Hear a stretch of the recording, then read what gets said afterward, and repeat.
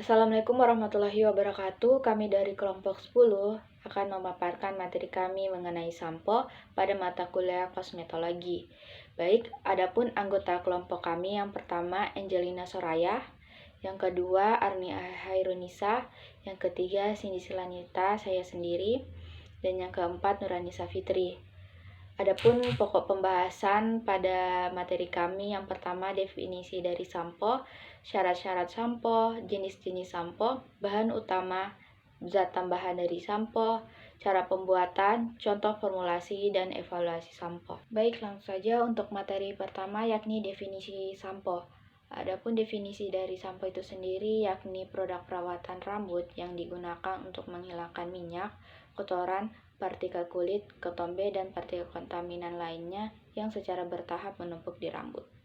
Sebelumnya, perkenalkan, saya Angelina Soraya dari Prodi D3 Farmasi dengan NIM PO 713251221054.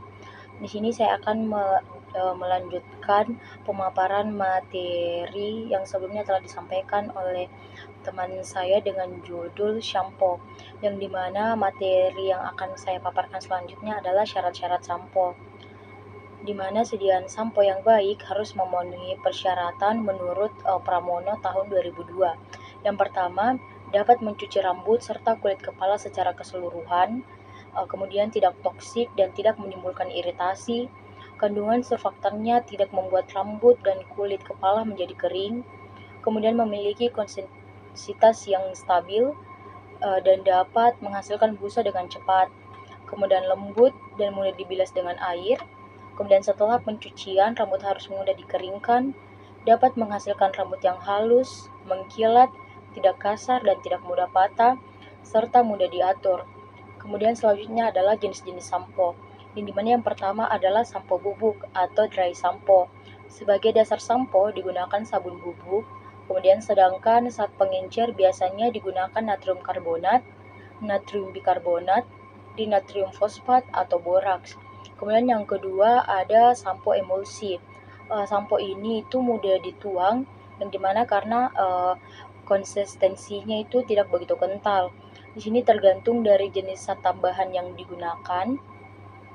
Semisal yang digunakan itu sampo yang diedarkan dengan berbagai nama. Yang pertama itu seperti lanolin, kemudian sampo telur, sampo protein, kemudian sampo lemon, sampo susu atau bahkan sampo stroberi. Yang ketiga adalah sampo krim atau pasta, di mana sampo ini tuh sebagai bahan dasarnya digunakan natrium alkyl sulfat dari jenis alkohol rantai sedang yang dapat memberikan konsistensi kuat. Nah, untuk membuat sampo pasta ini dapat digunakan malam seperti setil alkohol sebagai pengental, dan sebagai pemantap busa dapat digunakan dietalomidat atau minyak kelapa. Kemudian itu yang keempat ada sampo larutan atau liquid sampo, yang dimana merupakan larutan jernih. Faktor yang harus diperhatikan dalam formulasi sampo ini itu meliputi viskositas, kemudian warna keharuman, pembentukan dan stabilitas busa, serta pengawetan, yang dimana zat pengawet yang lazim digunakan dalam sampo larutan ini itu 0,2% larutan formaldehid 40%. Kemudian ada garam vinil raksa, yang dimana kedua zat ini sangat beracun sehingga perlu memperhatikan batas kadar yang ditetapkan oleh pemerintah. Kemudian ada parfum yang digunakan berkisar antara 0,3 sampai 1%, tetapi umumnya berkadar 0,5%. Selanjutnya adalah bahan utama. Di sini terbagi beberapa. Yang pertama itu amniotik, yang dimana untuk bahan utama amniotik ini termasuk dalam golongan alkyl benzen sulfonat, misalnya itu sodium dodesil benzel sulfonat. Kemudian ada yang kedua kationik, yang dimana untuk kationik ini garam amonium quarter, yang dimana di sini contohnya di lauril dimetil amonin klorida. Kemudian selanjutnya ada bahan utama jenis amfotonik, misalnya mironal, dan yang terakhir ada non-ionik, misalnya twin dan fluoronic F68. Dan formulasi sampo.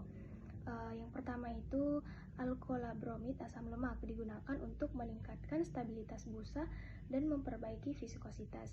Yang kedua ada lemak bulu domba atau lanolin, salah satunya derivat kolesterol.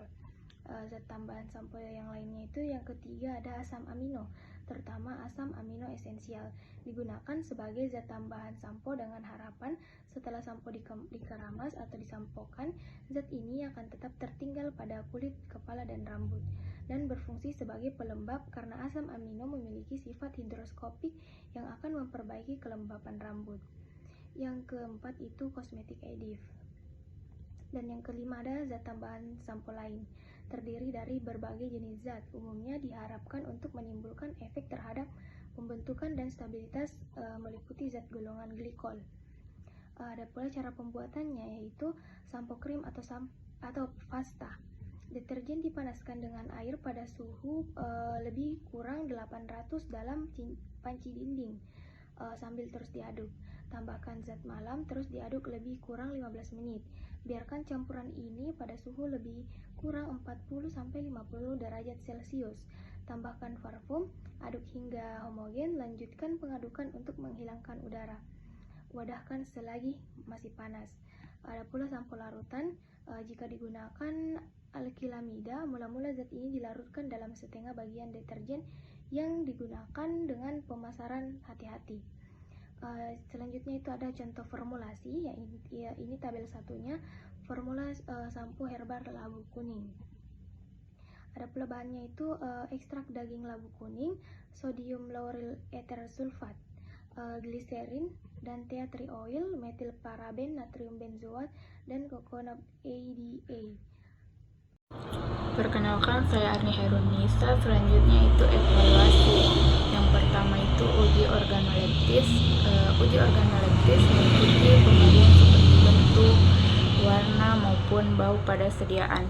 Uji organoleptis bertujuan untuk mengamati bentuk, warna, dan bau pada sediaan. Bentuk spesifik, bau harum, tidak tengik, dan warna merata. Yang kedua, uji pH. Pengukuran pH bertujuan untuk mengamati adanya perubahan pH yang mungkin terjadi. pH berhubungan dengan stabilitas zat aktif, efektivitas pengawet, dan keadaan kulit. Yang ketiga, uji berat jenis. Pengukuran bobot jenis sediaan sampo dilakukan untuk mengetahui kriteria sediaan sampo menurut SNI, yaitu memiliki bobot jenis 1,02. Bobot jenis didefinisikan sebagai perbandingan antara massa bahan terhadap volumenya. Selanjutnya, uji kekentalan atau viskositas. Kekentalan adalah suatu cairan yang berhubungan erat dengan hambatan untuk mengalir. Kekentalan didefinisikan sebagai gaya yang diperlukan untuk menggerakkan secara berkesinambungan suatu permukaan dasar melewati permukaan datar lain, kondisi maupun tertentu bila ruang di antara permukaan tersebut diisi dengan cairan yang akan ditentukan kekentalannya. Selanjutnya, uji tinggi busa. Pengukuran tinggi busa untuk mengontrol suatu produk agar menghasilkan busa. Tidak ada syarat tinggi busa maksimum atau minimum, karena tinggi busa tidak menunjukkan kemampuan dalam membersihkan. Yang keenam, ada uji suhu.